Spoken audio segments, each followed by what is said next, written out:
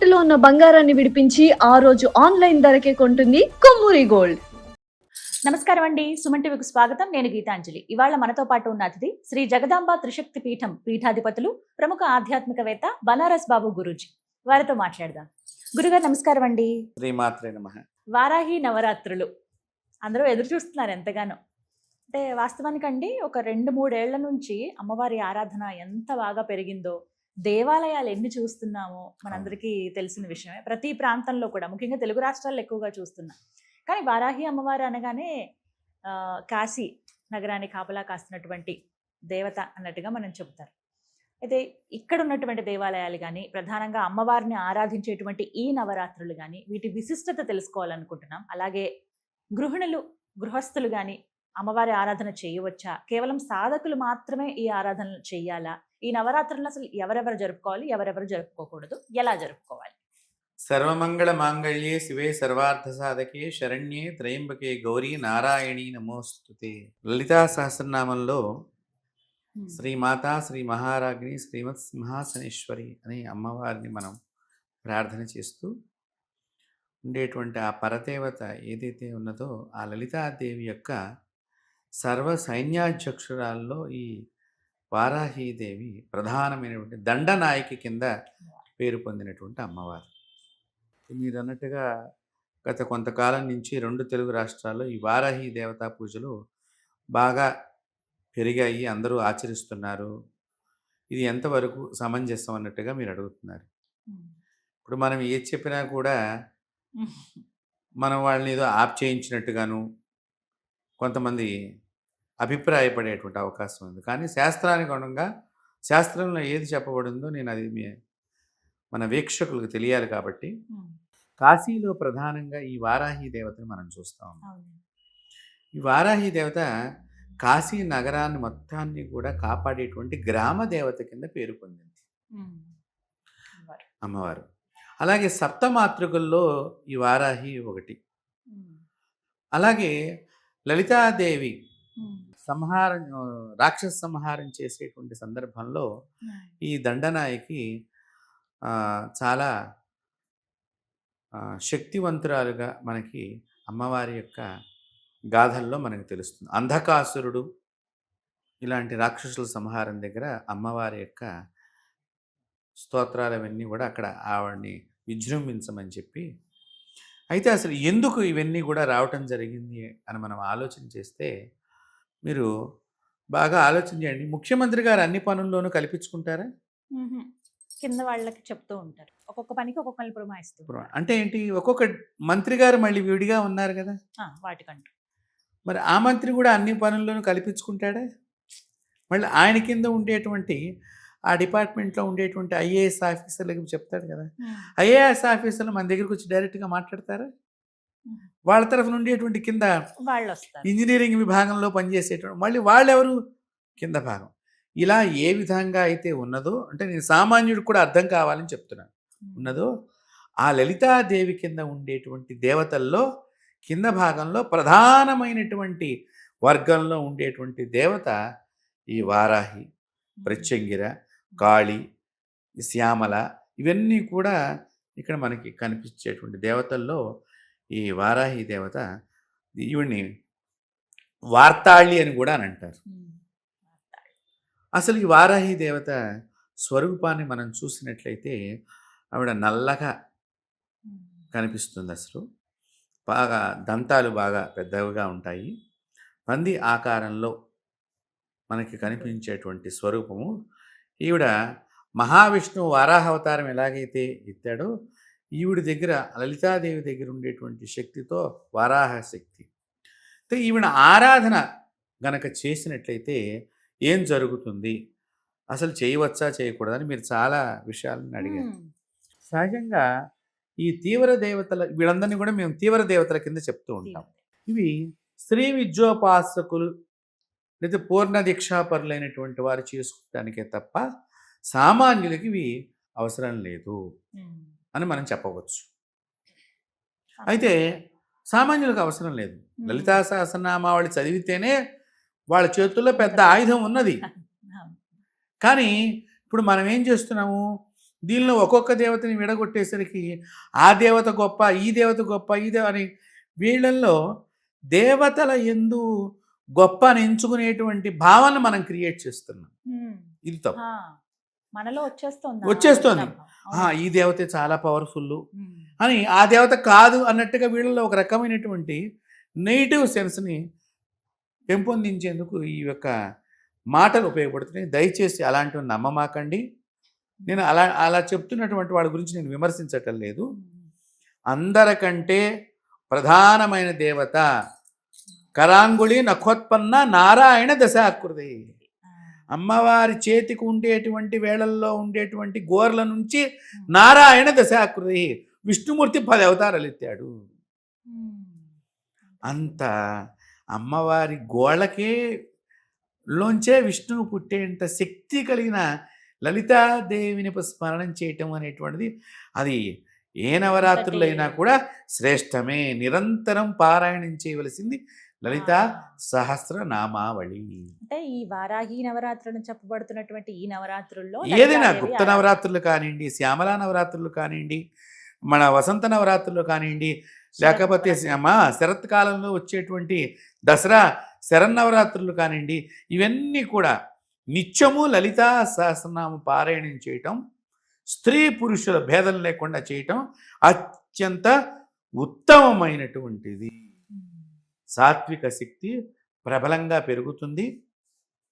సాత్విక శక్తి వలన మూల విగ్రహాన్ని, మూలమూర్తిని, జగదంబను, విశ్వపాలిని, పరాదేవతని పిలిచిన తర్వాత, అపరాజిత అయినటువంటి నామం కలిగినటువంటి ఆ దేవత పిలిచిన తర్వాత, లలితాదేవిని పిలిచిన తర్వాత లలితాదేవి వచ్చేస్తే వారాహి వస్తుంది. సప్తమాతృకులందరూ అక్కడికి వచ్చేస్తారు కదా. అంత దేవతను వదులుకుని మధ్యలో ఉండేటువంటి ఈ దేవతల్ని, ఆ దేవతల్ని ఇక్కడ మనం గొప్పతనం అని చెప్పేసి ఇంకో దేవత గురించి ఆలోచన చేయకుండా మనం చేయటం ఒకటి ఇక్కడ తప్పు జరుగుతోంది. రెండవది ఈ దేవతే గొప్ప అని మిగతా దేవత మధ్యలో ఈ ఫోటోని పెట్టడం, దేవతా మందిరాల్లో మీ ఇళ్లలో ఈ దేవతల ఫోటో పెట్టడం చాలా తప్పు. మీ కులదేవత ఏదైతే ఉన్నదో, మీ ఇంటి దేవుడు ఏదైతే ఉన్నాడో అది ప్రధానంగా మీ దేవతా మందిరంలో ఆ ఫోటో మాత్రమే. మీ పూర్వీకులు ఏ దేవతా ఫోటోని పెట్టి పూజించమని చెప్పారో దాన్నే పెట్టుకుని ఉండాలి తప్ప మరో ఫోటోల్ని మనం పెట్టరాదు ఆ ప్రదేశంలో. సరే, ఇప్పుడు వారాహి అనేటువంటిది చెయ్యాల్సి వచ్చినప్పుడు మామూలుగా పూర్ణ దీక్ష ఉన్నటువంటి వారు లేదా శ్రీ విద్యోపాసకులుగా చెప్పబడేటువంటి వారు, కొంతమందికి కొన్ని సందర్భాల్లో ఈ వారాహిదేవి యొక్క మంత్రాన్ని ఏమన్నా ఉపదేశం పొంది ఉంటే వారు చేయటం ఉత్తమం. ఈ నవరాత్రులు దీన్ని గుప్త నవరాత్రులు అని కూడా అంటారు. వారాహిల్లో కూడా 10 రూపాలు ఉన్నాయి. శ్వేతవారాహి, పాతాళ వారాహి, ఇలా రకరకాల కిరాత వారాహి అనేటువంటి నామాలు ఉన్నాయి. ఏదైనా కూడా అన్ని కూడా అమ్మవారి నామాలే. శ్రీ వారాహి దేవతలు కనుక మనం ఎవరు ఆరాధన చెయ్యాలి అంటే, నిజంగా నేను చెప్తున్నాను, రైతులు ముఖ్యంగా ఈ దేవతని పూజించడం మూలకంగా ఈరోజు రైతు చాలా నష్టపోతున్నాడు. రైతు బాగుండటానికి, రైతు క్షేమం గురించి ప్రతి ఒక్కరు కూడా రైతు గురించి నిజంగా మీకు భక్తి గౌరవం ఉంటే కనుక రైతు గురించి వారాహి దేవత పూజలు చేసి వారు రక్షింపబడాలని చెప్పి చేయండి చేసేవాళ్ళందరూ కూడా. ఈ రైతులు కూడా ఈ వారాహి దేవతను కనుక పూజించినట్లయితే వారి పంట చేతికి సక్రమంగా అందుతుంది. రెండోది, పంటకు తగినంత ఫలితాన్ని పొందగలుగుతారు. అంటే మనం పంట వేసామమ్మా, 50 రూపాయలు ఖర్చు అయింది, కానీ అమ్మితే 20 రూపాయలే వస్తుంది. అంటే రైతు నష్టపోతున్నాడుగా. కాబట్టి ఈ నష్టం లేకుండా ఉండటానికి ఈ వారాహి దేవత మిమ్మల్ని కాపాడుతుంది. అలాగే రియల్ ఎస్టేట్ వ్యాపారదారులు, మేము రియల్ ఎస్టేట్ వ్యాపారం చేస్తున్నామండి, మాకు బాగా కలిసి వచ్చేది ఎందుకంటే ఈ వారాహి దేవతను ఆరాధన చేయాలి. దానివలన వ్యాపారం బాగుంటుంది. అలాగే ఇప్పుడు అపార్ట్మెంట్ కన్స్ట్రక్షన్స్ చేసి ఇప్పుడు చాలామంది రేటు తగ్గిపోయిందండి, మేము చాలా పెట్టుబడి పెట్టామండి అన్నటువంటి వాళ్ళు, మిమ్మల్ని చేయమని నేను చెప్పడం కాదు. ఇప్పుడు వీళ్ళందరినీ కూడా అక్కడ ఉండేటువంటి ఆ ఉపాసనా పరుల దగ్గరికి వెళ్ళి మీరు చేయించుకుని ఆ జప తీర్థాన్ని మీరు తీసుకున్నట్లయితే మీకు ఆ దోషం పోయి మీ వ్యాపారము, మీ పంట బాగా పండుతాయి. ఉమ్, నామస్మరణం చేయవచ్చు. ఉమ్. నామస్మరణ శ్రీ మాత్రే నమః అన్నట్టుగా శ్రీ వారాహి దేవి నమః అని రోజు రైతు జపం చేసుకోవచ్చు.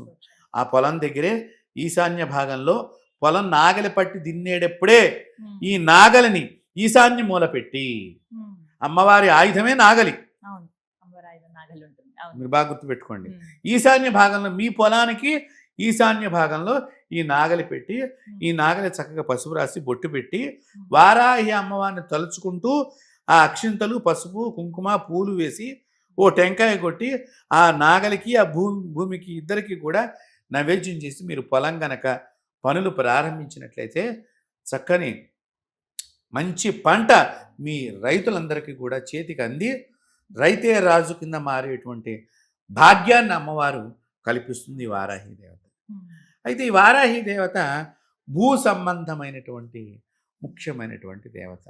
ఉమ్, ఈ భూ సంబంధమైన పనులు చేసేటువంటి వాళ్ళు ఉమ్. బోరు వేసేటప్పుడు కూడా వారాహి దేవతని, చెరువులు తవ్వేటప్పుడు కూడా వారాహి దేవతని, బావులు తవ్వేటప్పుడు కూడా వారాహి దేవతని తలుచుకుంటాం చాలా మంచిది.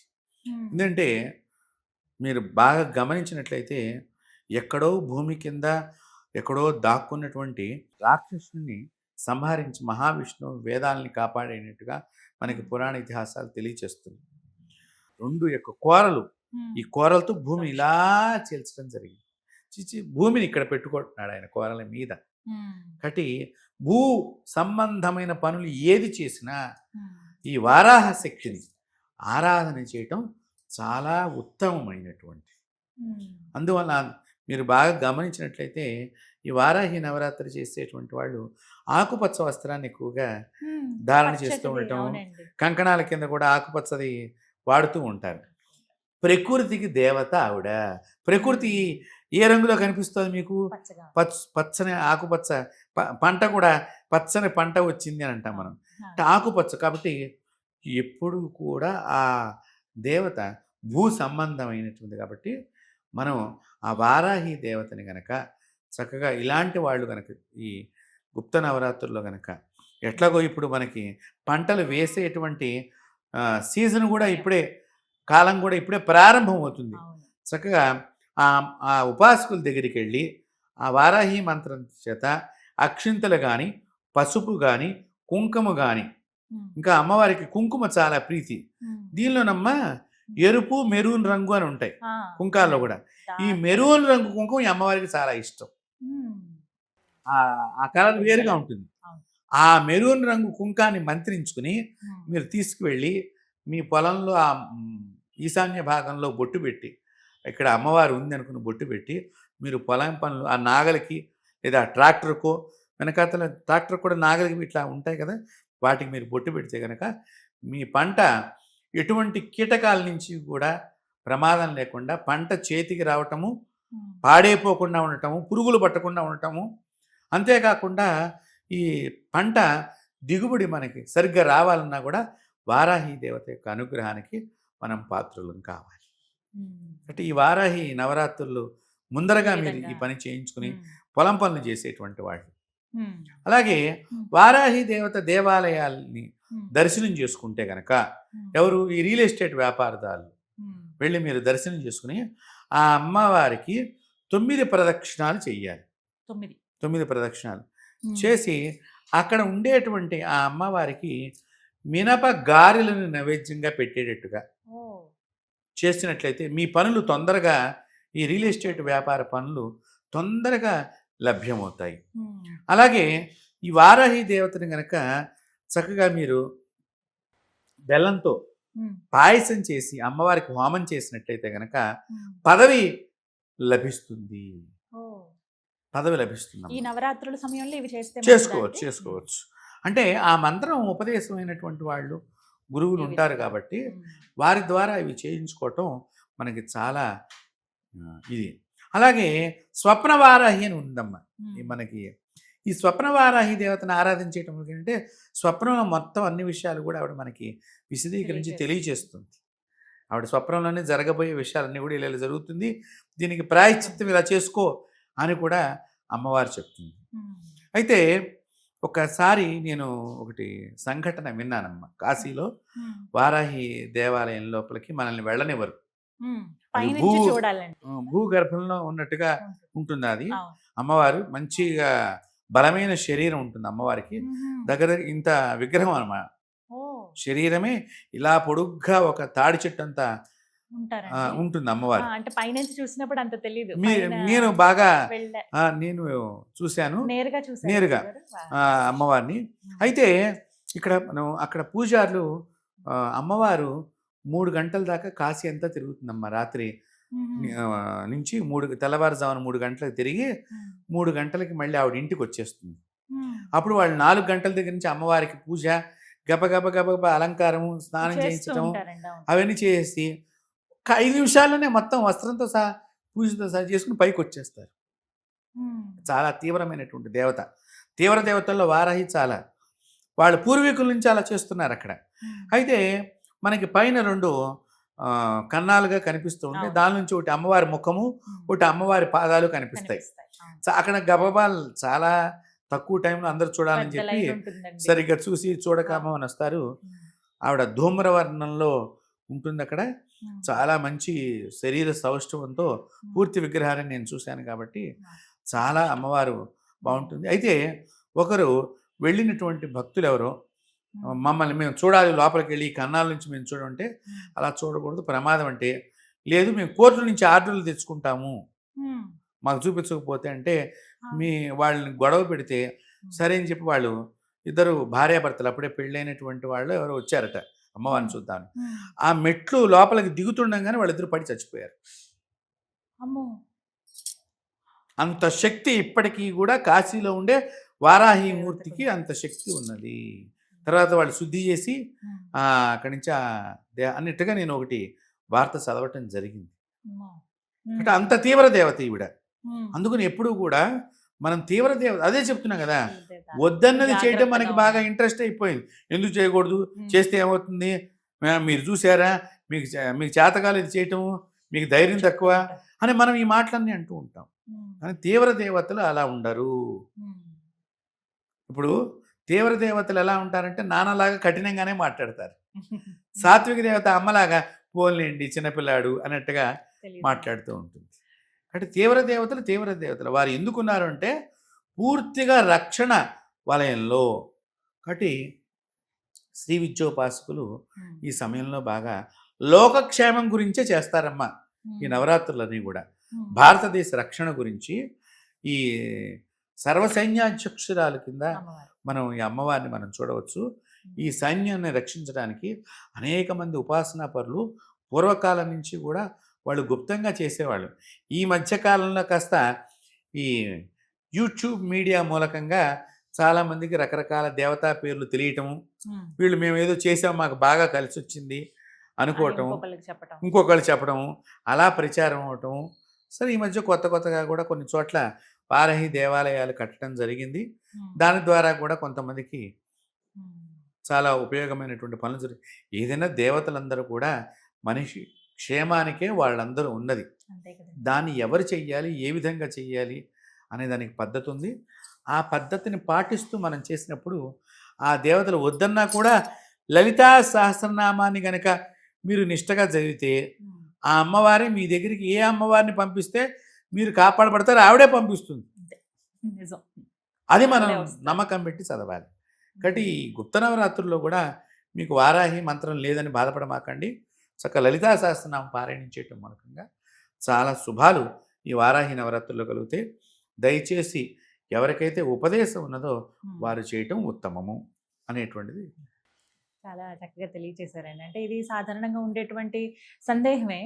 అంటే నేను కూడా గమనించాను. చక్కగా నవరాత్రుల్లో అమ్మవారి ఫోటో పెట్టుకుని రకరకాల రూపాలతోటి ఆ అష్టోత్తరాలు చదువుతూ ఏ రోజుకి ఆ రోజు ఈ రోజు అమ్మవారి అవతారం ఇది అని చెప్పి చేస్తూ ఉన్నారు. అది ఎంతవరకు అనేదే నేను అడగాలనుకున్నాను, కానీ చాలా చక్కగా వివరించారు మీరు. ఇప్పుడు ఏమైపోయిందంటేనమ్మా, కొంతమంది ఈ ఉపాసన పరులు కూడా పూర్వం బయటికి ఇవేమి చెప్పేవాళ్ళు కాదు.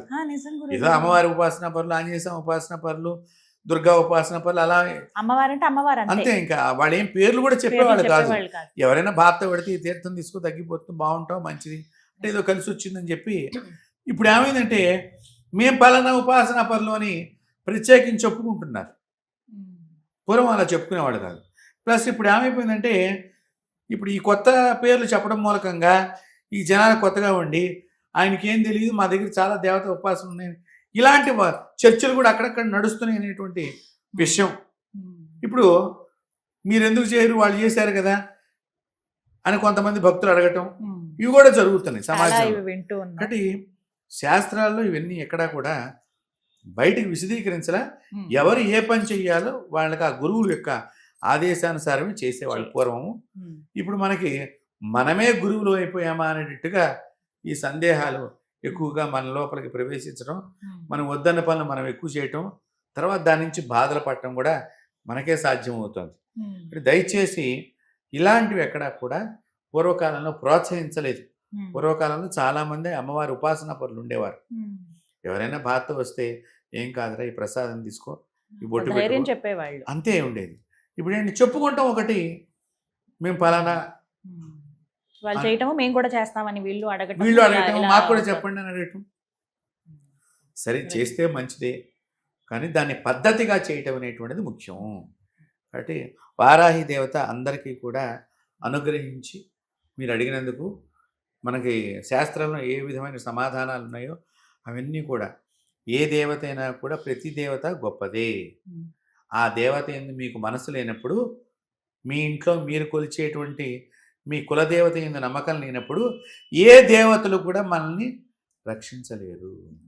రక్షించినట్లుగా కనిపించవచ్చు కానీ పూర్తి రక్షణ మీకు ఇవ్వరు. మీ ఇంటి దేవుణ్ణి వదలవద్దు. మీ పూర్వీకులు పూజించినటువంటి దేవుణ్ణి ఎప్పటికీ వదలకండి. మీ ప్రధానమైన దేవుడు మీ ఇంట్లో ఎవరైతే మీ పూర్వీకులు చెప్పారో ఆ దేవుణ్ణి మాత్రం తప్పకుండా పూజించండి. ఆ ప్రదేశంలో ఆయనవనే ఉంచండి. చాలామందికి వెంకటేశ్వర స్వామి వెలువెలుపుగా ఉండేవారు. కొంతమందికి వేములవాడ సైడ్ వెళ్ళారనుకోండి, వేములవాడ రాజరాజేశ్వర స్వామి, అలాగే కొంతమంది అన్నవరం సత్యనారాయణ స్వామి, కొంతమందికి వెళితే గ్రామ దేవతలే ఉంటారమ్మా. ఇప్పుడు బెజవాడ ఆ ప్రాంతంలో వెళితే అందరికీ దుర్గమ్మనే ప్రధానంగా ఉంటుంది. కాశీ వెళితే విశ్వనాథుడే, ఎవరింట్లో చూసినా ఆయన తప్ప ఇంకెవరు ఉండరు. కాబట్టి ఆ ప్రాంతానికి వాళ్ళు పెద్ద దేవతలే కాబట్టి ఆ ప్రాంతంలో ఆయన్ని ఆరాధన ఎక్కువగా చేశారు. కాబట్టి మీ ఇంట్లో కొంతమందికి సుబ్రహ్మణ్య ఉపాసన ఉందమ్మా, కొంతమందికి హనుమంతుడు ఉపాసన ఉన్నది. అలాగా రాముల వారికి చాలామంది రాముల వారికి కులదేవుడిగా ఉన్నవాడు ఉంటారండి. అంటే కృష్ణుడు కొంతమంది ఇలవేల్పుగా ఉన్నవాడు ఉన్నారు. అంటే మీ ఇలవేల్పుని మీరు పూజించినప్పుడు సర్వదేవతలు మీ ఇంట్లో నివసించారు. చక్కగా వివరించారు. ధన్యవాదాలు గురుగారు. నమస్తే.